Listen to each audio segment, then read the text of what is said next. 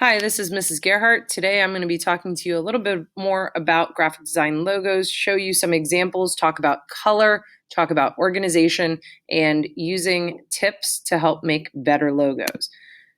Logos are everywhere. They're all around you. Big companies, little companies, they use logos.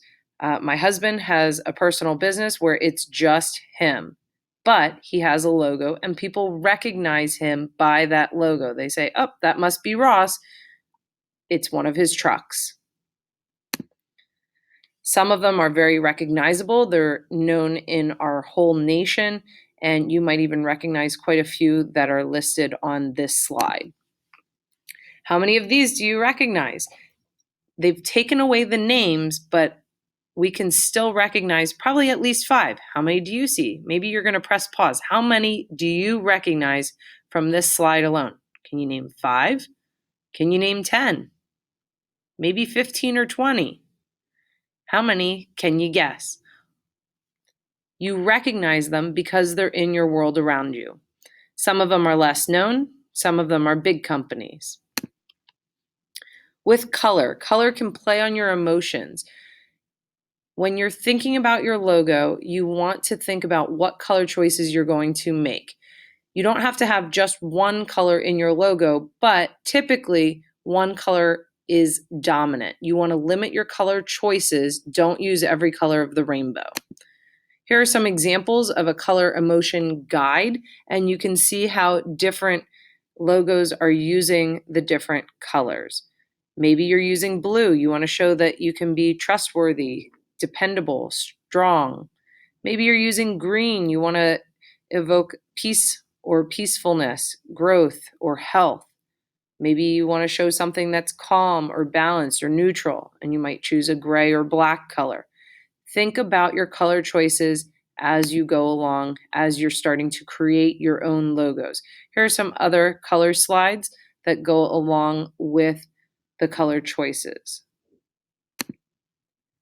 Logos can become iconic and easy to recognize. There are some companies that have been using the same exact logo since the day that they came into existence. You can create something that becomes very well known. Organization, you want to think about where is your word and where is your image, and notice how the two of them work together. So here we have Nike, the word is above the image. With this one, with McDonald's, we see that the words are below the image. Also notice that they're centered. The I sticks out a little bit to the left of the golden arches, and the T at the end sticks out a little bit from the other side at the end of the golden arches. Also, it's organized. Notice how the lettering, it's all the same font. It is also almost on an imaginary line. Target, we see the image above the word in this case again. Also notice how the edge of the T lines up on both the left and the right-hand sides with the target. When things line up, it becomes easier for our eye to see and see it as an organized piece. We tend to not notice when it's organized well. We tend to notice when there's a problem with it. So, is there a problem? Does it look organized? You might ask yourself these questions as you create your own images. You might overlap. So, the word Pepsi is on top of their circular image. Maybe you're overlapping in a little bit different of a way. So, we see the AAA logo overlapped with the blue oval shape. Starbucks, they have their words around their image. Also, if I would draw a straight line down the middle, you would also notice that their image is symmetrical with the exception of the words.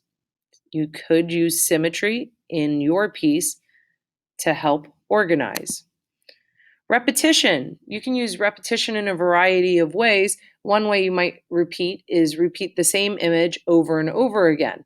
Another way to repeat is using parts over and over again. So you may see the golden ratio here on your screen, there is a link to some information about the golden ratio, which is found in Nature. It has a lot to do with mathematics as well. But in this image, they've used parts from the golden ratio to create the logo. So you see the number 13 size circle is the whole size of the apple from the top to the bottom.